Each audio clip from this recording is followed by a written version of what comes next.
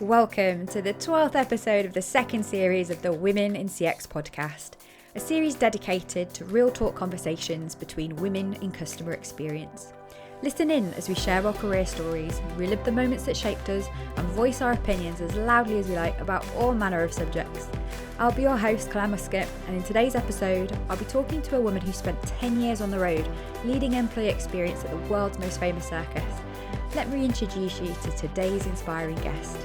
She grew up in Australia and completed her degree in health science and nutrition before making her way into the world of entertainment, hospitality and events. She literally ran away with the circus when Cirque du Soleil came to Sydney and experienced a range of customer-facing operational leadership roles, including a brief stint on a cruise ship before returning to head up VIP experience. A true experience queen, she now hosts her own show, The Experience Creators, based on the title of her latest business venture. Please welcome to the show, CX sister, Carolene Méli. Hey, Caroline. Hi. So happy to be here. Welcome, and welcome to all the listeners at home as well. So I'm so excited that you're here because we're going to have a conversation about how to use employee experience to drive customer experience. But you've got a really, really interesting background because you worked for Cirque du Soleil.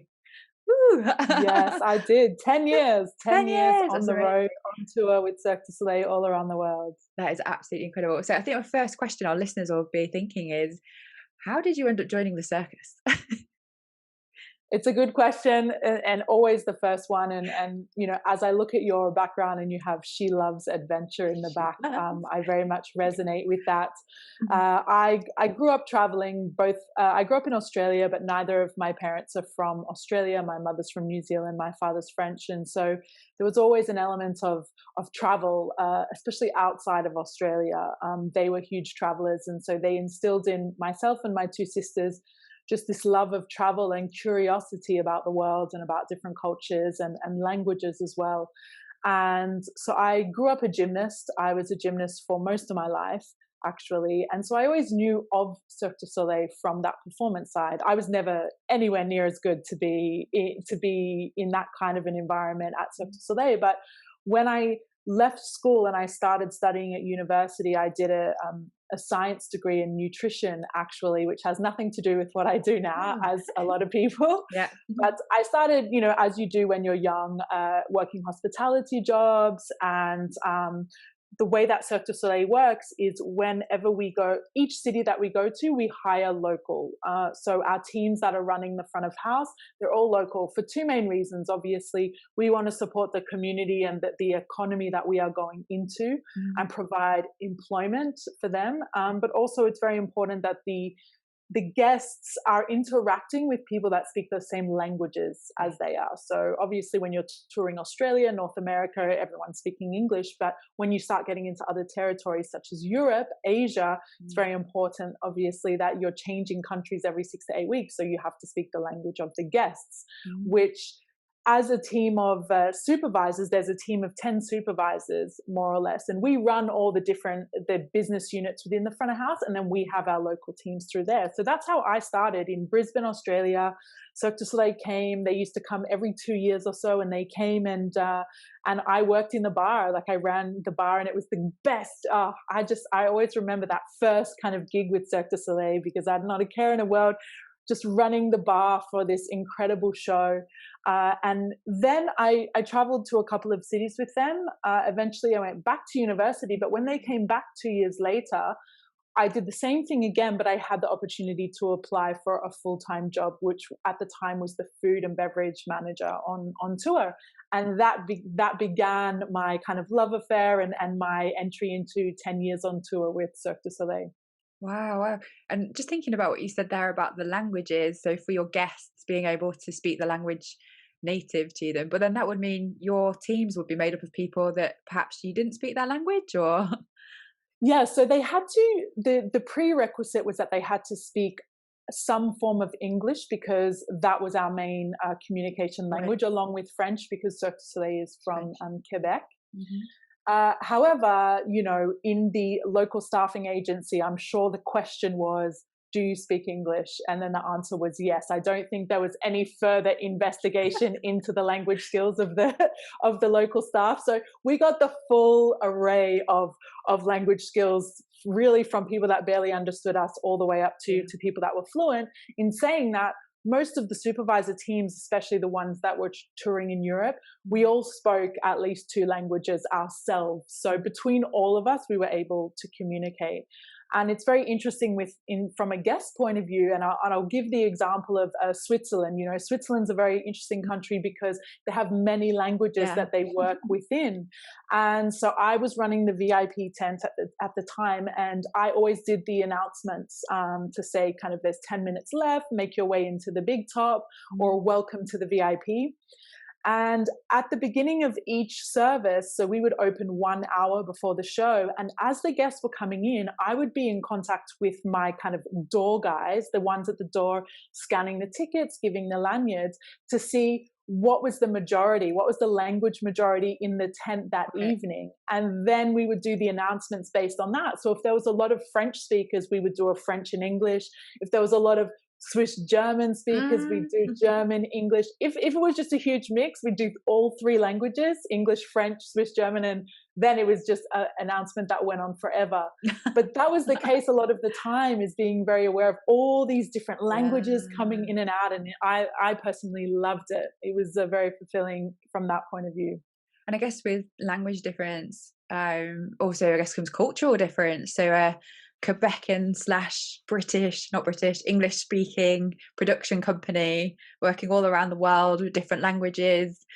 I guess then from an employee perspective and employee engagement perspective, did you come across many cultural challenges in being able to understand each other that went beyond language? All the time. And I think that's one of the reasons why I'm in the position I am, and I'm able to share a lot of expertise and help my clients and people that I work with, because I was put in this situation where every 6 to 8 weeks I was basically in a new language or culture. And some, of course, are very similar, but some are very different. So, you know, I would know when I was working in a Belgian city, when I was in Belgium, I would know that for the most part, my guests would arrive on time. They would be very kind of well behaved, if you want to say that, and they would and it would be very almost a little bit quiet, the atmosphere. If I'm in Spain, it's almost the complete opposite. It's very lively, it's very loud. There's and a lot of people coming last minute. And so that's just 2 examples of really different from a behavioral and cultural point of view that you just kind of learn as you go and get used to.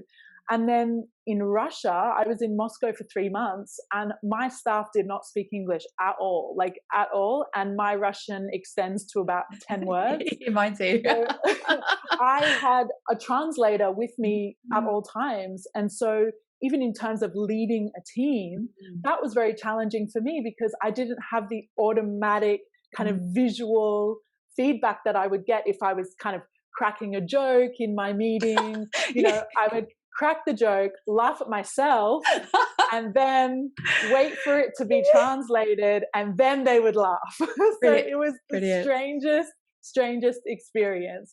But it was really, I mean, it taught me a lot about communication, you know, and about patience, and about being very intentional with how you speak with the staff. And also, I was able to be very aware and watch their reaction, because I was not watching their reaction to me and what I was saying. I was watching the reaction to the translator.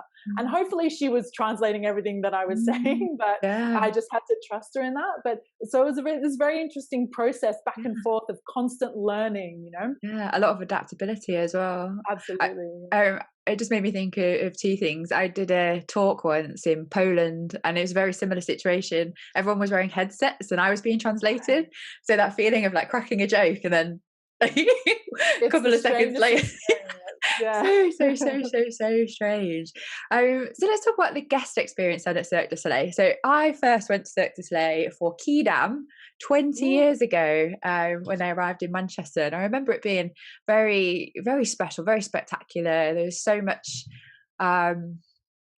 I can't think how to describe it. I didn't know what to expect when I went, but I knew the name of Cirque du Soleil. But every moment of the show, I remember being absolutely amazing, and all the stuff that was going on kind of around the show very much stayed within the theme. And then in 2016, on the way back from Burning Man, we stayed in Vegas, and then we saw, I can't remember the name of that one, but it was the permanent one that was fixed in Vegas. And again, I just remember it's really special.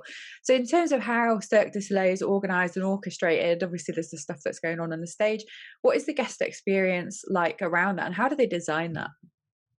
Yeah, so there's many elements at Cirque du Soleil. For example, you have the Vegas shows, like you said, that are permanent fixtures that are in hotels. Yes. Me personally, I always worked on tour, so I always worked with the big top, and it was a very interesting process because we were almost, if you think almost like a traditional circus, we were subjected to all the elements that were, you know, the weather, the local community, the actual location of the tent within the city. Sometimes we were in not a very safe space at all. Sometimes we were in the city center, which meant parking was an absolute nightmare. Sometimes I remember in New York City, you know, we just had constant issues with the trains being cancelled and a lot of people arriving late. So that's the first element, is that you're very much at the mercy of the space around you and the city around you, and you have to learn very quickly how to adapt. When we're in stadiums, sometimes we're in the car park of a stadium, then they do a lot of pre-work, the marketing team, with the stadium, because if the show's on at the same time as like a football match, for example, that's just chaos, a disaster waiting to happen. So that's the first element of it. And then the second is, like you mentioned, the goal was always to have the entire experience from the moment that they walked through the gates, the same level of service and of kind of wonderment as the actual show itself. Wonderment, that's the right word. Wonderment. There you go. The majority of people are going to enjoy the show to some extent, right? There, of course, are a couple of people that don't, but for the most part, it's an incredible experience that people will remember for many years to come, just like you have alluded to. And so it really started from that first moment, whether you went to the box office or the security going through. How can we bring that magic of Cirque du Soleil into those different elements? And so that was always one of our biggest challenges. And me in particular, for the most part, I was running the VIP experiences. So my goal with the VIP experiences was always how can we make the VIP so great that they're going to talk about the show, but they're also going to talk about the VIP. It's achievable, but it's very high standard to try and match the level of experience that someone will have at the actual show itself. So that was always the goal. And we were always working a lot with our head office in Montreal, and for me in particular with my local staff, because I think often a lot of people underestimate the expertise and the value that local teams can actually bring to an experience, because they're used to working in such environments, they're used to working with these kind of guests, and they have a lot of different insights that even if you're the leader, you know, me, I was never local to any of the places, even if I had repeated the cities many times. There's a couple of cities I did 3-4 times. But again, it was that local kind of insight and ideas that actually helped me really propel the VIP experience forward. So we were almost working together in this kind of local leader dynamic, which was really amazing. It was a great experience to have that element thrown into the mix as well. Okay, so then thinking about the employee experience then, so we've run across some challenges, as you've said, you know, they're temporary roles, being led by somebody who perhaps doesn't understand your culture and your language. There's some risks there, isn't there, for like disengagement potentially. So what kinds of things did you do at Cirque du Soleil to engage these teams as you arrived and throughout their experience of working for you? So the first thing was to understand the motivation behind the staff. And depending on the city or country, culturally, it was very different kinds of demographics that we would get working for us. So in some places, it would be very much these young students. This was like their part-time job just for a bit of extra cash. They loved Cirque du Soleil, and they were young as well. They were like 20 years old. Other cities, even countries, this was their third job. They had 4 kids. You know, they cared about the paycheck. They didn't care about Cirque du Soleil necessarily, or that magic of Cirque du Soleil was not what brought them here. What brought them here was they were going to get paid. So that was, for me, very important to really understand what was the motivation behind these guys, because then that was how I would lead them. It would help me lead them in a way that was going to almost be successful for the entire experience. And I have many examples of, for example, I rolled out an incentive program in the merchandise boutique to help reach our sales goals and to help reach our kind of cost per head. And I created this, and it was amazing. The staff loved it. It was so great. It was like this fun. Every day we were like checking the results, and it was just this incredibly competitive, fun environment. I was so hyped about this project. The next city I took it to, which was a new country, it completely bombed. They hated it. They absolutely hated it. They didn't want to be kind of pitted against each other. They wanted to have no part of it. So myself as the leader, trying to lead an experience for the employees, that was my constant reality, is that sometimes I would create something incredible and be like, wow, I'm so good at this. This is awesome. Like, this is one of the best things I've ever created. And then I would try and roll it out in a new culture, a new language, a new environment, and it wouldn't work at all. So it was a really interesting learning curve. Like, how can I really show up for these employees to help them perform? Yet there's so many different unexpected elements that are going to be thrown at me that I need to consider. So for me, it was really important from day one. And my training was about a 2 to 3 hour training, and then we would have the premiere of the show. So in terms of onboarding, this was quick. So I really focused in onboarding around it, really bringing this excitement, this magic, this is what the guests are coming for. This is what we are. We're a part of this experience. We're a part of an evening that potentially will live on in the guests forever. And was always my angle, to get in to the almost like the minds, the imagination of my staff, and to help them feel that, wow, we're part of creating the most incredible, magical, memorable experience.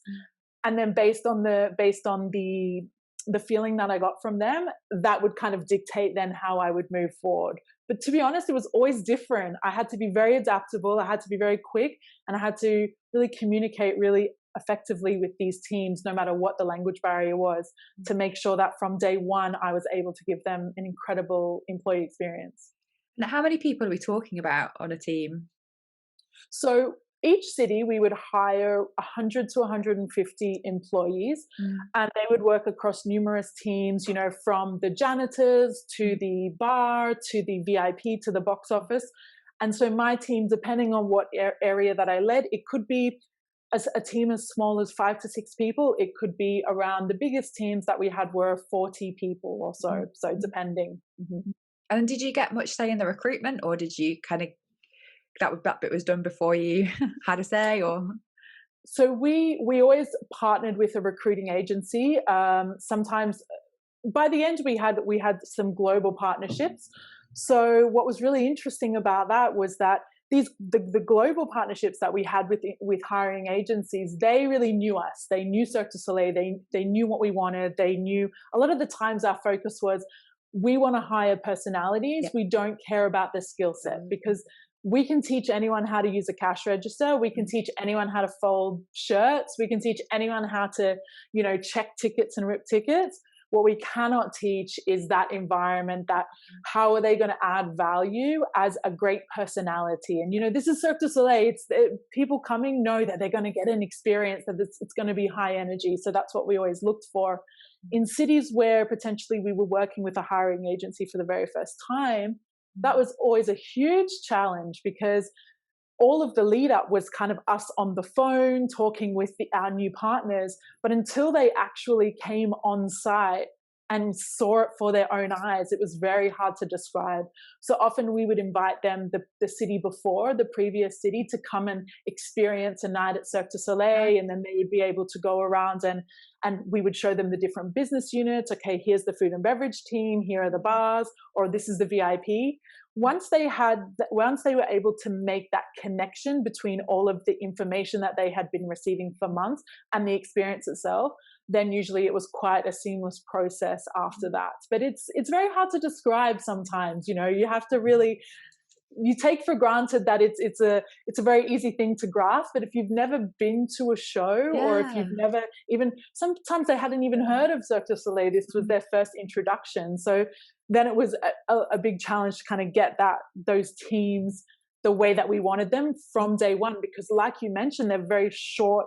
We're talking about short-term teams here. Sometimes it's 5 weeks, sometimes it's the largest is usually 3 months. That's a very short amount of time to train and get these guys ready to go and providing great experiences every single night for thousands of people. Yeah. I think just when I've experienced something similar, it would be like Christmas temps.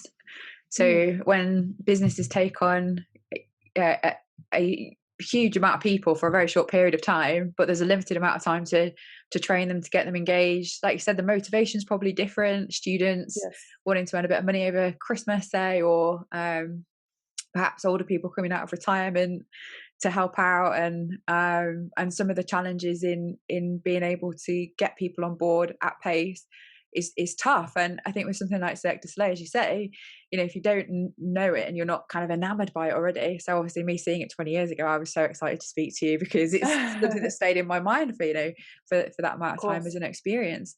But I thought it was really interesting to say, like, getting them to come and experience it as a guest themselves first, to feel that magic is such a great way to demonstrate that and to get the buy-in, I guess, initially, right? Yes, and where you could do that.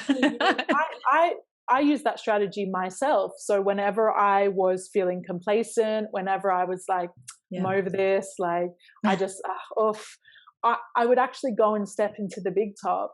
And I wouldn't watch the show necessarily because I would have seen it many, many times, but I would watch the guests. And I would, the feeling that it gave me, it was almost like a renewal, because I would watch them and I would see their eyes widen, or they're like gasping for air as they see something crazy happen before them, or in the clown parts, laughing their heads off and hearing the sounds of children laughing. And sometimes I would take for granted what an incredible experience it was. And so that I use that strategy myself.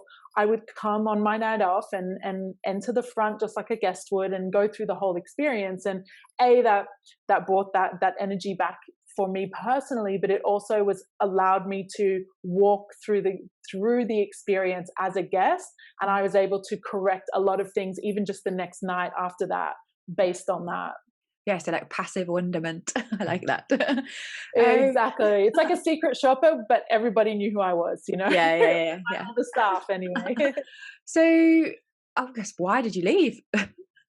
Yeah, I mean, look, 10 years on tour, it's a very long time. And in total, it was 17 countries and over 50 cities, and changing every two months or so. And for me personally, I just felt like I had outgrown the roles that I was in, and I didn't see the next step for me within that company. So I was always creating, when I was on tour, I was always creating my own, almost like at school, extracurricular activities where I would create leadership workshops. Because we had a lot of young staff, right? And a lot of time, maybe it was their first job, or if we hired them as an assistant or a team leader, maybe it's the first time they've ever been in a leadership position. So I really took that upon myself to say, okay, these young guys, like, even though we're with them for a short amount of time, there's so much potential that we can have an influence on them, and we can impact them in a positive way, so that when they leave this job, then they can we can leave them with something that is going to help them in their next positions. That was always my goal, no matter what my teams were. So I was doing that on my own because I was kind of bored in a way, even though we were traveling and we were moving and we had different teams and different guests. When it comes down to it, I was doing the same job every day in different apartments, in different environments. So, after a while, it was time for me to leave. But I it is such a huge part of my story, and one I'm sure you can tell, and the listeners can tell, that I absolutely love talking about, and I always will. It was an incredible experience to be a part of, for sure. And have they been affected by COVID, I guess, this year? Oh yeah, they got completely wiped out. So it was actually very interesting. At the beginning of this year, I was with Cirque du Soleil in Sevilla, in Spain, and we were transferring to Lyon in France, and we didn't know what was going to happen, and we finished the city with okay, I think maybe something may happen in Lyon, we're not really sure, but we went ahead as usual. And then I had 5 days off in between the two cities, and day 2 we got told that it was completely shut down. There would be no more Cirque du Soleil. It was really very devastating actually, because it's not just a job. Like, you live there. The lifestyle. It's your livelihood. Yeah, you are a part of that life, you know. So I actually ended up spending the whole 4 months of lockdown in France with the tiniest carry-on suitcase ever. I had about 6 items of clothing. I didn't even have my laptop. Like, it was the most incredible kind of minimalistic journey, if you will.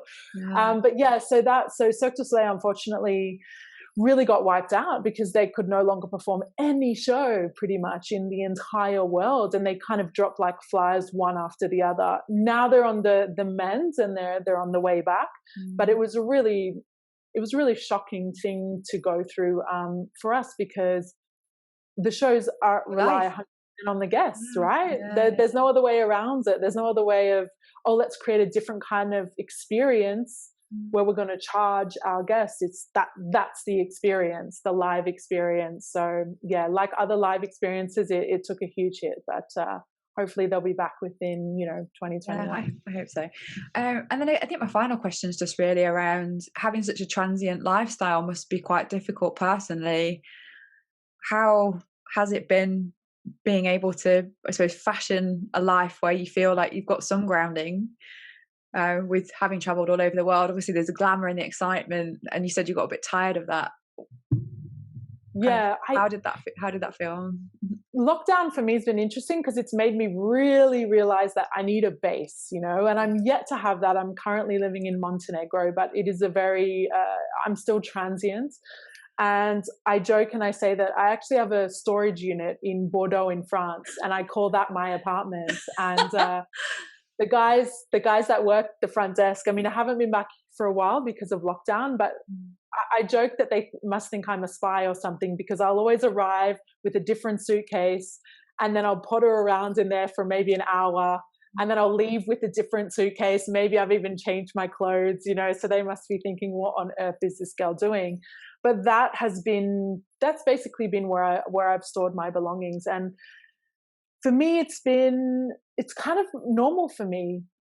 Moving so much, it's very, very normal for me, and I do love it very, very much. I can't.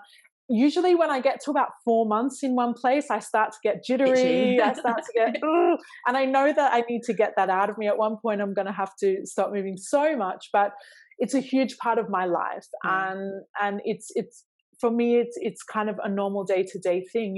Even this year, throughout 2020, I started the year in Spain, then I was in France, then I was in Greece, and now I'm in Montenegro. So I'm still traveling, not necessarily for the vacation side of things. I am working, I'm working remotely, but it for me, it's very normal, and it's not that normal for a lot of other people. So I love having those conversations about what that actually looks like. But I love it. I absolutely love it. It gives me so much energy. It keeps me curious. I'm in Montenegro right now, and man, there are some crazy things here that I never would have expected to, as I was talking to you, there's no Amazon here. Yeah. So me trying to get anything is very, very challenging. The language is different. I don't know any of the language at all, except for a couple of words. There's a lot of different customs and traditions here. So it's just this constant evolution of being curious and learning, and then being thrown into a new place and then learning more. And that's just how I live my life. And I absolutely love it. Yeah, I did 25 countries in 2 years before lockdown because I was living as a Right. digital nomad, and I miss it so much as well. But that constant change and adapting to your environment, I love that, and the different cultures and the experience. So I completely understand why you want to live that way. And I miss it, And and I can't, I want to go back. I think for me, the way that I almost stay sane, if you will, is really around daily routines. You know, no matter where I am in the world, I have a morning routine. When I was at Cirque du Soleil, I was living in hotel rooms, so I would always have some things in my suitcase that I would kind of put up around the place, Yeah. whether it was some like lights or some pictures or something. So my number one goal, no matter where I live, whether it's an Airbnb or hotel, is to always come in and actually just make it feel a little bit Cool. like it's where I live, Yeah. even though I don't live there. So yeah, that's been key for me, and that's my number one piece of advice for people who are, you know, who travel so much, is try to create a little bit of structure within that chaos of constantly moving. And I think that's been the key for me in thriving in such an environment. No, that's awesome. So what's next for you then? What are you doing kind of in the next few So months? yeah, so now very, very exciting times for me. It's a really, and I'm sure you've gone also through this process this year, is how can I take all the skills and the expertise and all of the passion that I have and turn it into something that I can then offer as a value package. And that's what I'm doing right now. And it's been a journey of, you know, 6 months working, okay, how do I want to create this next step for me? And what I realized is I really want to focus on the creating experiences, creating exceptional experiences. And I call myself an experience strategist. So I really work from all the way from guest experience to employee experience. And what I found here, for example, in Montenegro, has been a really interesting lesson for me, because I was very much focused on the physical experience and the guest experience side of things. And what I realized here, the staffing culture here is not the best. It seems very, there's not a lot of excitement around jobs. I don't think it's just kind of, oh, we do this to live, which is obviously a reality in some countries. But what I found through that is, what I learned very quickly is, you could have the most incredible experience on offer, but if your teams aren't able to execute on that, if they aren't able to bring like the energy to that position, you're never going to be able to have that vision, the experience, that the way that you want it to be. So that's when I started to focus as well on that employee side of things as well, because I see it on a day-to-day basis here. So kind of marrying the two. So that's why I love to work specifically with companies that have short-term teams, obviously, from all of those years of running with teams from 5 to 8 weeks, to really creating that experience. So really understanding how the guest actually journeys through the experience. And my focus is on creating micro moments, because if we take Cirque du Soleil show, for example, there's going to be one defining moment in that show. I'm sure when you watched Kidam 20 years ago, and by the way, that was the first show I worked on as well. Oh, no way. We have that. We have that in common. I didn't say it right. So it's Kidam rather than Kidam. I said Quidam. Sorry, my French is awful. Carry on. That's okay. It's not. It's a Latin word. I think it means like a passerby, like somebody who. Yeah. And so in a show, there's going to be a defining moment for everyone, and it's going to be different for most people. Of course, there could be this one like wow moment, but for the most part, people are going to connect with a different part of the experience. And so a lot of the work, when I'm working with clients and I'm working with companies, that's what I focus on. How can we create the most amount of opportunities throughout the experience for these defining moments to happen? So a lot of times I believe that we focus too much on the main event, you know, the big thing. We put all the money and the focus onto that. Yet all of the leading up to that and what happens afterwards is a lot of the times forgotten about. And this is where I see that disparity. And if we can actually create that same level across the entire experience from A to B, the opportunity for a defining moment for a guest will be elevated so much more. And so that's really what I'm focused on. So that's what I'm doing right now as an experience strategist, working in that way. I've just launched also a YouTube series called The Experience Creators. Nice. And the reason I did that was because I don't want to lose that magic of how incredible an experience can be. And obviously this year in 2020, there's a lot of isolation, there's a lot of negativity, and we have that idea of live experiences has been removed in a way. And so this is almost a way to celebrate incredible live experiences around the world. And so the Experience Creators is all about interviewing those that create incredible experiences for their audience. So I've just launched that now, and that's such an amazing way to bring that back to life, to bring that magic back into experiences while we're all kind of sitting here in this like a bit of a blah state, if you will. Yeah, no, I get you. So thanks so much for coming on the show. I think you gave so many great insights that are relevant and applicable to multiple industries. And I think if I was going to summarize what I heard from you, is, you know, listening to your employees, being able to adapt to what they need from you is critical in creating experiences. The last point that you made about identifying where those moments of opportunity are for both employees and customers to create some magic that will engage them beyond the functional stuff. In a world where you're absolutely right, in the last year it's become very practical. Yes. You know, it's going to come back, these live experiences, and how we can engage employees to the best of our ability so they feel like they want to bring the magic to the customers is absolutely what it's all about. So thank you so much for coming on the show. I can't wait to tune into your new YouTube series, and we'll make sure we put some links in it in the newsletter as well to help you get some new followers, hopefully. Thank you so much, Claire. This has been an awesome conversation. I've loved it. Yay. I can't wait to see what you do next. And thank you to all the listeners as well. We'll see you next week. Bye. Thanks for listening to the Women in CX podcast with me, Clare Muscutt. If you enjoyed the show, please drop us a like, subscribe, and leave a review on whichever platform you're listening or watching on. And if you want to know more, please join us at womenincx.community and follow the Women in CX page on LinkedIn. Join us again next week, where I'll be talking to a woman from the cybersecurity arena in Australia about CX and tech, the importance of communities for women, and the power of women supporting one another to succeed. See you all next week.